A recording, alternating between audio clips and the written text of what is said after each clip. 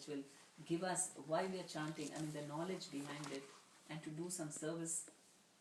All these things are very important. Chaitanya Mahaprabhu said two things: chant Hare Krishna, serve the Vaishnavas. So, and we also, one thing is, Prabhupada also said that we, once we become devotees, we are very, very careless about how we deal with Vaishnavas. Vaishnava Prad. We're going to have in our retreat one of the things, Vaishnava Prad, because devotees don't understand why I'm chanting for so many years, I don't have any taste. Or sometimes, devotees advance a lot and suddenly one fine day they fall down.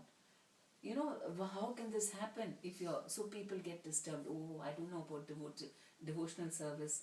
This is a big devotee and then he fell down. I mean, big sannyasis. So what is happening? There may be so many reasons. One of the reasons is that Vaishnava, we should be very, very careful about hurting any devotee. Not just, sometimes we just listen to our mind, we are disturbed, we do anything. We just treat devotees like ordinary people. But if we value them, and there was one devotee in our group in Bangalore, he was beginning, just a new devotee, maybe a few months or 1 or 2 years old, and he was not attending a Bhakti Vriksha, but he was struggling to chant the Hare Krishna mantra. He had come up to 16 rounds, but he was sometimes off, sometimes off. And then somehow he was inspired from within, I think, or I don't know where, he read somewhere, he thought, I'm going to serve all the Vaishnavas. And every day, whenever we had prasadam, he would be the person to give out all the plates and then serve everyone, and then he would take all their plates and wash. Everyone thought, good, somebody's washing our plate. But what happened after 2 weeks, he said, oh, my chanting is blissful now, I'm doing 16 rounds very happily. Then everyone, because of serving you all, I got that. Then there was a big competition. Prabhu, I'm going to wash you. Give me a plate. So then everybody understood. And now, of course, always there is people taking plates from others because they understood the immediate result. We have to record these things. Krishna is giving a lot of examples where by surrendering to him, what changes happens. But our memory for that is not very strong. We more material things. We, of course, maybe that's more obvious, or that doesn't require so much faith. But Krishna is also showing all the time how he's taking care of us. How simply by taking shelter of Krishna, miracles are happening. Like how did he improve his chanting? He's just a junior devotee. But simply because he really took care to serve Vaishnavas in that proper mood, immediately he got the taste in chanting. And immediately you start thinking, you become puffed up and think, these Vaishnavas are all bad and then I'm only good. I'm a better devotee, I don't need them. Or something like that, arrogant. Then you see, or you're proud about some achievement. Immediately your chanting will go down. Because you'll be just thinking about what all you did and how great you are, or your enjoyment and things like that, and your holy name is gone. Your relationship with Krishna is deteriorating. So that's why we have to, just like Bhakti Siddhanta Saraswati Thakur said, every day in the morning, as soon as you get up, you have to hit the mind with slippers, not, subtly like you imagine. Take a chappal and hit the mind. And then before going to bed, take the broom and hit your mind, because the mind is always running here and there and trying to control us, and very difficult. If your mind is wandering when you're chanting for at the same, it will also wander, and very soon you think, I can't chant anymore. That's the difficulty. Chanting is easy, anyone can chant, but why people don't chant? Because the mind is completely controlling them and they don't get a taste. Because this means that I am a servant of Krishna, and the mind is saying, no, think of this and that, and so that's why, and that's why he said, you keep the mind under check. Hit it. Don't listen to your mind so much. We have so much faith in our mind. Whatever we experience through the mind, we think that is reality. I think like that, it must be true. No, it doesn't have to be. Most of the time it's not. Only the soul can reveal. When you're with Krishna, when the mind is controlled, that in the Bhagavad Gita it said, when the mind and the body, senses are controlled, the Paramatma is already reached. When our mind is under control and the senses also are controlled, you're always with the Paramatma. We don't listen, we are not aware of the Paramatma because we are listening to our mind. And so that's all. It is so easy to get in touch with the Paramatma. Just control our mind and chant. That's it. Immediately the screen is gone and you're with the Paramatma. And then everything is peaceful. There's one question they asked me, Maharaj, how do we know whether Paramatma is talking to us or our mind is talking to us? And a very good explanation he gave. And he said that whenever you're very peaceful, very, you're getting all inspired messages or thoughts, that is Paramatma talking to you.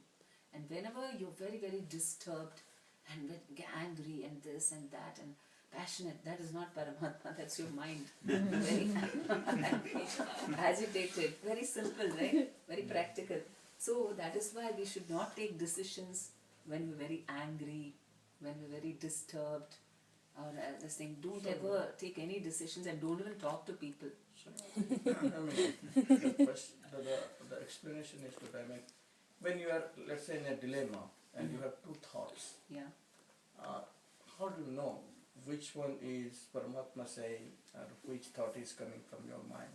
That time it's at one position, you are at one position. You don't differentiate between these two, which is blissful, which is that. So how to deal with that situation? That's where Sadhu Shastra Guru, you have to consult. We are not an island to ourselves. Even the realized souls, they always discuss, because even Krishna may give different things sometimes. So which is the best method? So they always consult other sadhus also. So we must always consult if you are in doubt. And based on the Shastra also, what is the best way? What will take me closer to Krishna? That's the thing. That is the correct way to see. Also we discuss, because sometimes the mind may be saying, because we don't know, we may be having some subtle material desire and that is pulling us, and we may be thinking, no, this is what Krishna wants. But so we should check. What is the meaning of sadhu? Devotees, Vaishnavas. Okay, devotees. Okay. Vaishnavas and Guru and Shastra. It should all match. If one is saying something and that is contradictory to other, then you should really inquire. And of course, because Shastra is perfect, but interpreting the Shastra, you need Guru and Vaishnavas. You can say, okay, I have this scripture, I'll just keep reading Bhagavad Gita and I'll know everything. But no, we don't know, because to understand it requires some spiritual intelligence, so we always refer. And a Vaishnava is always humble. He doesn't think, now I'm purified and perfect, I don't need other Vaishnavas. No. Because Krishna can speak through anyone, and that is the humility of a devotee, that, he's ready to take from everywhere. So many, and there's a book also, Prabhupada has written, how many Siksha Gurus we have, not just people, but even from the bumblebee and from the sun, and like that, from nature also, we learn so many things. Krishna speaking to us through everywhere. Even nature, the way, for example, from snowflakes, each individual flake is of a different pattern. So Krishna is, then you see, my God, look at the opulence of Krishna.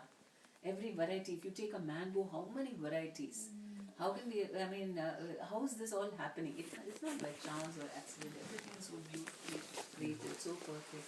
And then, that's why if you just watch, Krishna saying, how can you understand me? In the 10th chapter, he says, just look at nature. Look at the sun and the moon, and all the light is coming. Those are my eyes. Even the taste of water. When you're really thirsty and, and pure water, then this is something fantastic. That taste is Krishna. Juice in the fruits, Krishna's energy. Yeah, everything. One day I really we were very, very thirsty. We came home and we had some watermelon. I really experienced Krishna then. It was satisfying so much. When material things can make us understand this is Krishna. And gradually then by chanting, then Krishna reveals from within, I'm here. When we chant also, Krishna is listening. More and more, Krishna, I don't want to. It's a struggle because the mind is pulling us in another direction about so many activities, things, or we're disturbed, or we're elated, something. That's on the mental platform. Mataji, in India, like when we say like sadhu and all, we say like kind of a guru, like a big beard. And so what is that sadhu and this sadhu? So I was just confused. No, sadhu means, real sadhu is a Vaishnava, one who's a devotee of Krishna, who's doing bhakti and who's in the parampara, one of the 4 paramparas. Not Mayavadi sadhus. In India, generally they are called sadhus because they are no real sadhu, no Vaishnavas. Every beggars they call sadhu. The general. Because those sadhus will not be following Shastra perfectly. Guru. So actually only 4 sampradayas are recognized for ultimate perfection, and these are the 4 Vaishnava sampradayas. If you follow that, then you will reach Krishna. Otherwise, to some level, okay, all those sadhus, some of them, okay, they'll take you to one particular level, but that's not the ultimate.